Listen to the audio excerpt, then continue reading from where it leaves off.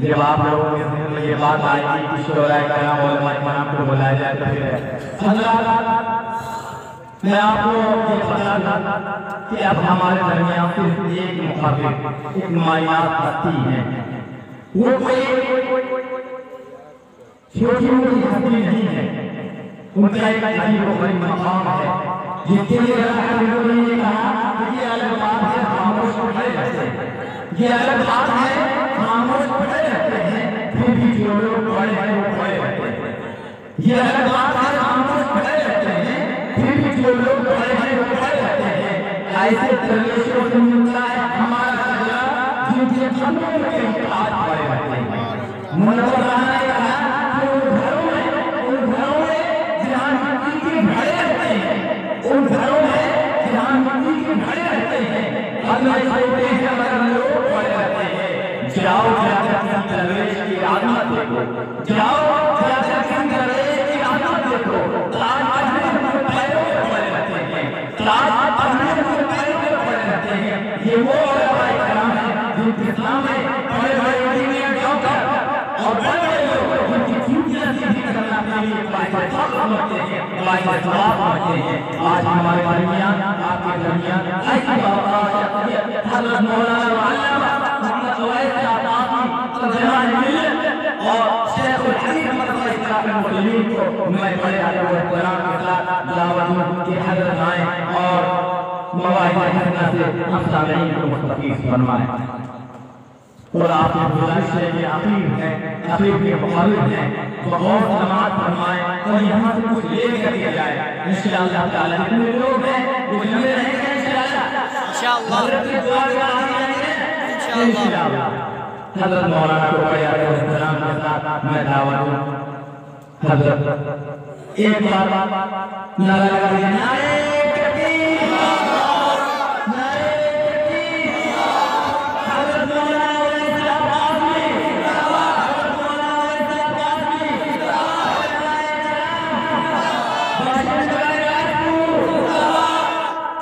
माशाअल्लाह।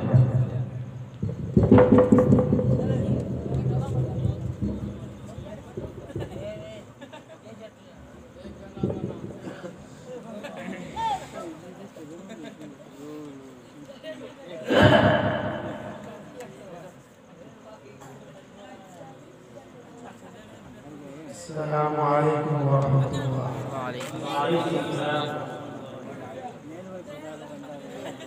रहमतुल्लाह। अल्हम्दुलिल्लाह नहमदुहु व नस्तईनुहु व नस्तगफिरुहु व नु'मिनु बिही व नतवक्कलु अलैहि व नऊज़ु बिल्लाहि मिन शुरूरि अनफुसिना व मिन सय्यिआति अअमालिना। मन यहदिहिल्लाहु फला मुदिल्ल लहु व मन युद्लिलहु फला हादिय लहु। ونشهد أن لا إله إلا الله وحده لا شريك له ونشهد أن سيدنا ومولانا محمدا عبده ورسوله أرسله بالحق بشيرا ونذيرا. أعوذ بالله من الشيطان الرجيم. بسم الله الرحمن الرحيم. اقرأ باسم ربك الذي خلق خلق الإنسان من علق. اقرأ وربك الأكرم الذي علم بالقلم علم الإنسان ما لم يعلم. صدق الله العظيم. बुजुर्गान मिल्लत, दानिशवरान कौम, मेरे दोस्तों और मेरे अजीज भाइयों, रात का बहुत सारा हिस्सा खत्म हो चुका है और मैं समझता हूँ कि जितना वक्त पूरा होना था वो अब लगता है 12 के करीब है और तबीयत भी 12 बज चुकी होगी।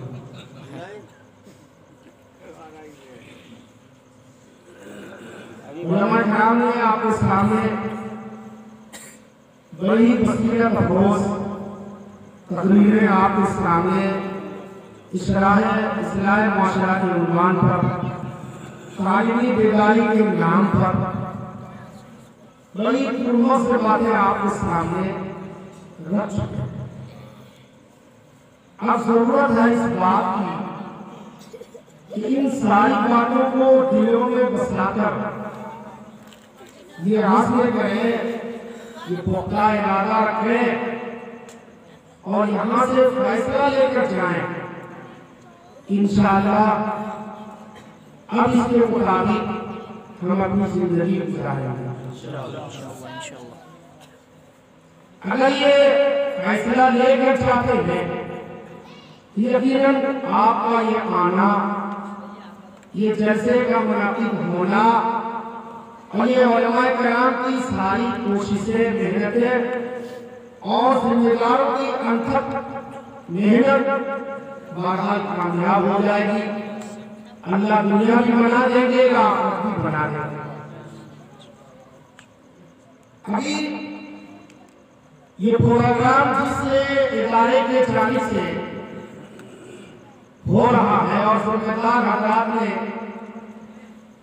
मेरी सदारत में, मुजनासिब की सदारत में ये प्रोग्राम किया है और आखिर में इन्होंने जो बातें रखी हैं कि आप चंद मिनट कुछ इदारे के उन्वान पर, तालीम के उन्वान पर कुछ बातें रखकर दुआ फरमा लें।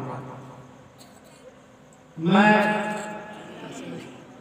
इस हुक्म की तामील के तौर पर मैं आपके सामने चंद बातें आपके सामने रखना चाहता हूँ। चूंकि अज़ीज़ मौसूफ ने अपना तारुफ जिस हैसियत से कराया है, तो मैं अपना तारुफ उनसे ये कराता हूँ कि मेरी फरागत के साथ अल्लाह ताला ने एक इबादत की बुनियाद मुजनाचीज और दीगर फक़रा के ताईन हिमायत के साथ मदरसा इस्लामिया कासिमिया सरदारपुर की शक्ल में अल्लाह ने रखा था। उस इदारे के लिए अव्वल तालीम रहे और अल्हम्दुलिल्लाह उसने वहाँ हिफ्ज़ तकमील किया और उसके बाद दीगर इदारे की तरफ इन्होंने रुख मोड़ा। इस्लाम सलीम में जिस साल इफ्तिताही बुखारी का प्रोग्राम था, तो उलमाए किराम की दावत की निस्बत पर राते मदारिस इस्लामिया का प्रोग्राम हो रहा था, तो तालीम में मैंने इस हदीस मौसूल से मुलाकात भी की, बड़ी मुसर्रत हुई। उस वक्त जो मुझे खुशी हुई कि चलो अपना बच्चा आज मादरी दारुल देवबंद का तालीम है, आज के दिन मुझे उससे बढ़कर मुसर्रत और खुशी हुई कि बहरहाल अपनी मददी के अंदर मदरसा अबू बकर सिद्दीक रज़ी अल्लाह ताला अन्हु ये इदारे चला रहे हैं। इसके अंदर बच्चे और बच्चियां तालीम पा रहे हैं, जिसकी मिसाल नमूना आज इन्होंने उन बच्चों को जो तालीम देकर जो उसके हौसला अफजाई करने के लिए जो इनामात की तक़सीम इन्होंने किया, इससे बेहद खुशी हुई, बड़ी मुसर्रत हुई कि चलो अल्लाह ताला ने हम आपकी मेहनत को कबूल कर लिया, जो बहरहाल ये फजल अपने माहौल और अपने सरजमीन पर आकर ये मेहनत कर रहे हैं और ये कोशिश कर रहे हैं।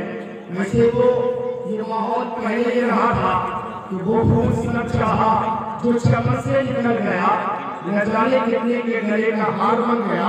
ये कल का एक मामूल होता था, तो बच्चे पढ़ कर आते थे और दूसरे सूबों में, दूसरे जिलों में जाकर वो मेहनत करते थे और अपने इलाके के अंदर उसकी मेहनत की कोई झलक नहीं गई। लोग समझते थे कि अगर गाँव में रहकर मेहनत करेंगे तो हमें इज्जत नहीं मिलेगी। मैं इसलिए बात करना चाहता हूँ कि मेरी भी जब फरागत हुई थी, तो जब मैं अपने इलाके में काम करने के लिए मैदान बनाया और ये कोशिश कर रहा था, तो बहुत सारे लोग ये मशवरा दे रहे थे कि मौलाना साहब आपकी सलाहियत तो माशाअल्लाह बड़ी अच्छी है, आप अगर यहाँ रहेंगे कि आपको इज्जत मिलेगी, अगर इज्जत चाहते हैं तो बाहर चले जाइए, वहां मेहनत कीजिए। लेकिन उन्हें क्या पता था, क्या इज्जत यही है कि जो बाहर जाके काम करे वो उसे इज्जत मिल जाए। बाहर जाकर अगर चोर ही रह जाता है तो घर आता है तो लोग इज्जत से मुलाकात करते हैं। असल इज्जत की चीज यही है कि वो अपने मकाम पर रहकर अपने रिश्तेदारों में रहकर इस सुन्नत नबवी का ये पहला तरीका है कि अल्लाह पाक ने हमारे सल्लल्लाहु अलैहि वसल्लम के नबी को जो हुक्म दिया था वो पहला हुक्म यही दिया था, वो अंज़िर अशीरतकल अक़रबीन। आप रिश्तेदारों में मेहनत करें, आप खानदानों पर मेहनत करें। चुनांचे आपने मेहनत किया तो हमारा ये सुन्नत नबवी रहता है कि वो अपने खानदानों में रहकर ये मेहनत करें। उस मेहनत का सिला क्या मिलता है, वो इसका सिला दुनिया में मिलता है और आखिरत में मिलता है। जो लोग ये समझते हैं कि बाहर निकल काम करेंगे ये वाला उनके इज्जत का जरिया है, उसके हौसला बुलंद होने का जरिया है और मकाम पर मेहनत करेंगे कुछ नहीं मिलेगा, तो मैं उनके लिए दूसरा शेर याद करके रखा हूँ कि वतन के लिए हमें एरिया लगाने दे, वतन के लिए हमें एरिया लगाने दे, मुझे यकीन है पानी ही वतन के लिए हमें एरिया लगाने दे, मुझे यकीन है पानी नहीं मिलेगा। 12 नबी से मौसूफ ने 12 मेहनत किया है और आपके सामने मदरसा अबू बकर सिद्दीक़ रज़ियल्लाहु अन्हु शक्ल में आपके बाद बच्चों की तालीम का बंदोबस्त किया है, मेहनत की है। आपकी जिम्मेदारी है कि बड़ा इसका काम है, दीन में शुक्र कल में हर एतबार से इसका ताबून करे तो साथ है। अल्लाह पाक ने कहा वतआवनु अलल बिर्रि वत्तक़वा वला तआवनु अलल इस्मि वल उद्वान। जो अच्छा काम है उसमें साथ है, जो गलत काम है उसमें साथ न करे। आपको ये मालूम होना चाहिए ये मजहब इस्लाम का ये पहला कानून उतरा और पहला हुक्म यही निकला है कि आप पढ़ें। दुनिया के अंदर बहुत सारे मसाइल हैं, दुनिया के अंदर बहुत सारी कौमें हैं, लेकिन उनके यहाँ मजहबी तौर पर पढ़ने लिखने का रिवाज नहीं है। इबादत की शक्ल में तालीम के बंदोबस्त नहीं है। तन्हा एक मजहबी इस्लाम है जिसका पहला हुक्म यही निकला था इकरा पढ़िए। चुनांचे जब पढ़ने का रिवाज पड़ा तो उसके शक्ल में दुनिया के अंदर बड़ी बड़ी लाइब्रेरियां जन्म को पैदा हुई, बड़े बड़े मदरसे निकले, बड़े बड़े उलमाए किराम ट्रांसफर पैदा हुए। ये बात अलग है हालात जमाना के फुटबॉल की बुनियाद पर, हालात जमाना की बर्बादी की बुनियाद पर सारी किताबें गुट हो गई, उलमाए किराम को बर्बादी कर दिए और जेल के अंदर सलाखों के अंदर भी जेल डाल दिए गए और उसके शहीद कर दिए गए। ये बात अलग है, लेकिन उसके बावजूद भी आज उसी के बचे कुचे सरमाए सारी दुनिया में मकामी की शक्ल में, मदारिस की शक्ल में, इन उलमा की शक्ल में, ये हुक्मात की शक्ल में हम आप इस्लाम में मौजूद हैं और जिसके जरिए से आप ये प्रोग्राम सुन रहे हैं। इसलिए इस बात की जरूरत है, इस बात की हम जरूरत है कि आज सारी दुनिया में हम आपके लिए तबाह बर्बादी के लिए जो नक्शे बना रहे हैं, जो तरीके अपना रहे हैं और जो स्कीमें लगा रहे हैं, उसके लिए बुनियादी तौर पर हम आपको 3 चीज के करने की जरूरत है।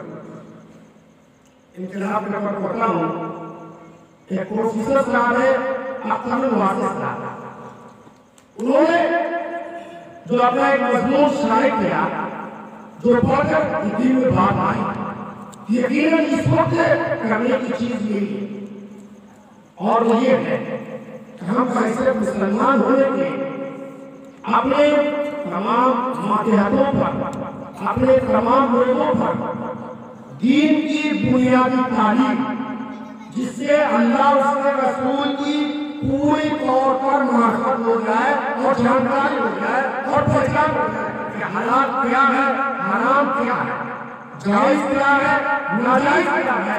ये बुनियादी तौर पर अपने मातहतों और बच्चों को तालीम दिलाया जाए और साथ ही साथ इनकी तरबियत भी की जाए। वही माने कि हमारे ऊपर जो फराइज हैं, चाहे वो नमाज की शक्ल में, ज़कात की शक्ल में, हज की शक्ल में, अखलाकियात की शक्ल में उन तमाम को अपनाते हुए बहरहाल 3 काम का एहतमाम करना चाहिए और हर एक दूसरे को ताउन देना चाहिए। पहली चीज क्या है, हालात जमाना के एतबार से बुनियादी तालीम के साथ साथ दीनी तालीम के साथ साथ दुनियावी तौर पर जो तालीमात है जिसकी हमें आपको डॉक्टर की शक्ल में, इंजीनियर की शक्ल में, भारत हिफाजती दस्ता की शक्ल में, कानून साज की शक्ल में और हर डिपार्टमेंट जिन लोगों की जरूरत है उन तमाम की शक्ल में अपने बच्चों के ऊपर उनके जरिए से तालीमी मेहनत की जाए। जो बुनियादी चीज है, हम खाने से परवाह नहीं कर सकते। सेहत बनाने के लिए, बचाने के लिए अच्छी ग़िज़ा की जरूरत है। रहने के लिए जरूरत के मकान बनाने की और जमीन खरीदने की जरूरत है। पोशाक के एतबार से जरूरत में जितने पोशाक है उसको बहरहाल अपने मर्यादों को इस्तेमाल करने की जरूरत है। शादी ब्याह में जरूरी तौर पर जो शादी ब्याह में खर्च करने की है हम उन्हीं चीजों में खर्च करेंगे। बाकी फजूल खर्ची से अपने माल को बचाकर इन्हीं तरीके से अपने मर्यादों पर, अपने दोस्तों पर, अपने मिलत पर, अपने कौम के ऊपर ये तालीम के नजरिए में मेहनत करेंगे। तालीम के नजरिए में मेहनत करेंगे। प्रथम क्लास से लेकर के तेज से लेकर आगे तक अपने बच्चों के ऊपर 100% की तैयारी करें, 100% की तैयारी करें। इसलिए ये तफावत का जमाना है, कंपटीशन का जमाना है। भारत इसके लिए से करेंगे। दूसरा काम वो ये है अपने इक्तिसादी हालात को दुरुस्त करना, इकोनॉमिक पोजीशन को मजबूत बनाना है, माली हैसियत मजबूत करनी है। इसके लिए जो तिजारत करने की है, कारोबार करने की है, वो कारोबार करेंगे दायरे शरीयत में रहते हुए। इसलिए कि हुकूमत के एतबार से कारोबार करने के लिए स्कीमें और प्लानें बना रही है वो बिल्कुल मजहब इस्लाम के खिलाफ बना है। दायरे शरीयत में रहकर अपने उलमा और मुफ्तियान कराम से तहकीक करेंगे। उस कारोबार करने में हम एक दूसरे को ताउन और साथ करते हैं। जैसे कि आज हमारे मरवाड़ी हजरात अपने कौमों के लिए कारोबारी एतबार से वो एक दूसरे का साथ देते हैं। सिख हजरात भी वो कारोबारी एतबार से एक दूसरे का साथ देते हैं।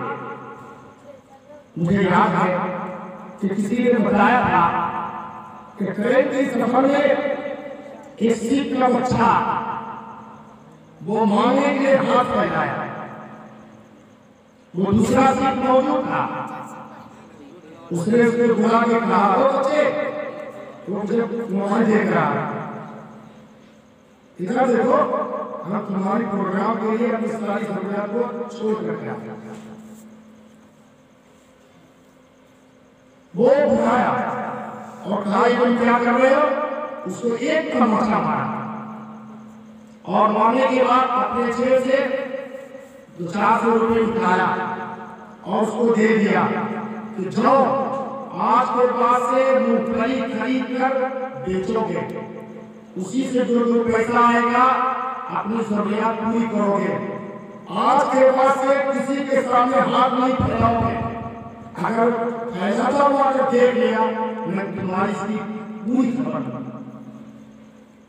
ये सिर्फ है जो भारत अपने कौम को एक दूसरे को कारोबारी एतबार से साथ देते हैं। आज भी भागलपुर मार्केट में चले जाए कि जो मरवाड़ी किसी मरवाड़ी के यहाँ वो नौकरी करता है आम नौकरों के मुकाबले में उसकी तनख्वाह ज्यादा है। कारोबार करने के मामले में उसे छूट देते हैं और साथ देते हैं। आप इस तरीके से आप पूरे हिंदुस्तान के ऊपर कारोबार के एतबार से, इक़्तिसाद के एतबार से आप पूरे हिंदुस्तान पर हावी तो काम करने के एतबार से हम एक दूसरे का साथ देंगे। अभी हमारे मौलाना साहब जो बता रहे थे कि आज हमारा मसला ये है कि हम एक दुकान खोलते हैं और दूसरा भाई दुकान खोल रहा है, तो उसके दुकान को बर्बाद करने के लिए तरह तरह की स्कीमें और प्लान निकालते हैं। ऐसा नहीं करना है। हर आदमी एक दूसरे का कारोबारी एतबार से ताल्लुक करेंगे। जब माल जमा रहेगा, जब हालात मसूलियात आएंगे, तो हमारा कौम के लोग ही कौम के ऊपर रुपये खर्च करेंगे। तीसरी बात ये है, अपने समाज में रहकर अपने बच्चों, अपने बच्चों, अपने दोस्तों, अपने लोगों से ये इस बात की ताकीद करेंगे कि जज्बात में आने की जरूरत नहीं है, होश में रहने की जरूरत है। कोई बात किसी जगह बोलेंगे, कोई काम किसी जगह करेंगे, किसी के साथ कोई कामकाज और मामला करेंगे, तो इस बात का ख्याल करेंगे कि हुकूमत के कानून के मुताबिक है या नहीं है। हुकूमत के कानून के खिलाफ न कोई बात बोलेंगे न कोई काम करेंगे। इस बात को होश रहना चाहिए। झगड़े के अंदर, शादियां के अंदर, कारोबार के अंदर, हर मामले के अंदर कोई ऐसा काम, कोई ऐसी बात बिल्कुल नहीं करेंगे जो हमारे ये कानून के खिलाफ हो, जिसकी जरूरत हमारा पूरी करता है। ये तीन काम अगर अपनी जगह से करते रहेंगे, तालीम के एतबार से एक दूसरे का साथ देंगे। साथ देने का मतलब ये है, अगर माल वाले हैं तो माल से साथ देंगे, अगर हम ऊंचे गिलास में पहुंचे हैं तो निचले गिलास वाले को हम उसका साथ देंगे। अगर हमारा दोस्त ही है, हमारे रिश्तेदार है या कोई भी है, एक दूसरे का मदद करेंगे काम करने में। जो कारोबार कर रहे हैं तो कारोबार करने में एक दूसरे का ताल्लुक और साथ देंगे, और फिर हर आदमी एक दूसरे के एतबार से सूझबूझ करेंगे तो कोई बात और कोई काम कानून के खिलाफ नहीं करेंगे। इंशाअल्लाह ये चंद काम अगर आप करते रहेंगे तो बहरहाल हालात जिस तरीके से हैं, इंशाअल्लाह दुनिया की कोई ताकत हमें आपको बांधेगा नहीं। बस ये चंद बातें हैं। रात की बहुत बड़ा हिस्सा गुजर चुका है, जो बजने का बज चुका होगा और आखिरी कड़ी है, इसलिए बस इसी चंद बातों के साथ मैं अपनी बात खत्म करता हूँ। दुआ फरमाए और अल्लाह पाक हमें आपको कहने ज़्यादा सुनने ज़्यादा की तौफीक इनायत फरमाए। वाह दावाना अल्हम्दुलिल्लाह रब्बिल आलमीन।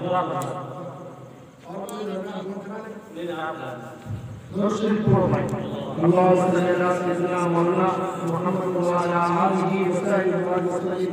अल्लाह सल्लल्लाहु अलैहि वसल्लम اللهم صل على سيدنا مولانا محمد وعلى اله وصحبه وسلم كما تحب وترضى لنا تحب وترضى يا حنان يا منان يا رحيم يا كريم يا ارحم الراحمين يا ارحم الراحمين ويا اكرم الاكرمين يا حي يا قيوم يا حي يا قيوم وبك نستغيث وبك نستغيث وبك نستغيث या अल्लाह हमारी खिदमत को माफ फरमा, उम्मत के तमाम छोटे बड़े गुनाहों को माफ फरमा। या अल्लाह हम से हर एक को सही सलामत नसीब अता फरमा। या अल्लाह हम से हर एक को सही सलामत नसीब अता फरमा। या अल्लाह के इस प्रोग्राम को बेहद कबूल अता फरमा। या अल्लाह के इस प्रोग्राम को बेहद कबूल अता फरमा। या अल्लाह जिन लोगों ने जिस पैसे से अल्लाह इसका कानून की नाम सुना दिया, या अल्लाह इसकी दुनिया भी बना दे और आखिरत भी बना दीजिए। या अल्लाह दुनिया भी बना दीजिए जहाँ मतलब जरूरत रहना है, और आखिरत भी बना दीजिए जहाँ हमेशा हम इसके लिए रहना है। या अल्लाह हम सबको सही सलामत नसीब अता फरमा। तमाम मुसलमानों को सबको इत्तेफाक इत्तेहाद नसीब अता फरमा। हर एक को सूझबूझ नसीब अता फरमा। या अल्लाह इस दुनिया में मुसलमानों को जिन चीज़ों के करने की जरूरत है, या अल्लाह उन तमाम जायज़ कामों को करने की तौफीक अता फरमा।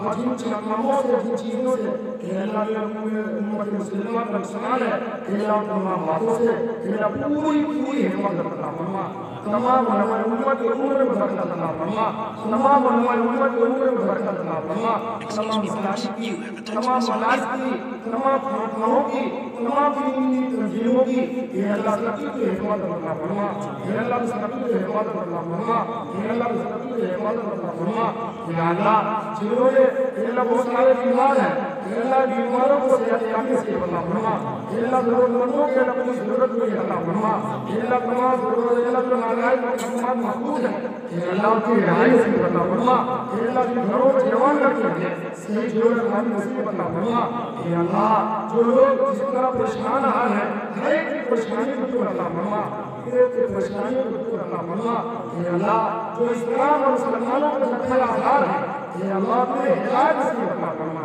अल्लाह तुम्हें हिदायत नसीब अता फरमा अल्लाह तुम्हें हिदायत नसीब अता फरमा इस्लाम और मुसलमानों का गलबा नसीब अता फरमा इस्लाम और मुसलमानों का गलबा नसीब अता फरमा अल्लाह जनाब रसूल सल्लल्लाहु अलैहि वसल्लम ने अपनी हयात तय्यबा में जिस कदर दुआएं मांगी है उन दुआओं में तमाम हिस्सा अता फरमा और आप इस्लाम ने जितने शुरू अफवाज करना मांगी है उससे हमारी पूरी उम्मत की हिफाजत फरमा अल्लाह तुम्हारा बुरा फरमा जुर्मान से करके रहमत फरमा अल्लाह तमाम लोगों को जनाब के पास मस्जिद से भेजे मासूम यतीमों बूढ़े बुजुर्गों से भेजे और या अल्लाह जिनके हाथ जेब में है जिनके हाथ तुझे कबूल है अल्लाह के हाथ तुझे पसंद है अल्लाह के साथ तुझे कबूल फरमा सल्लल्लाहु अलैहि वसल्लम मुहम्मद व आलिहि वसल्लम रहमतुल्लाह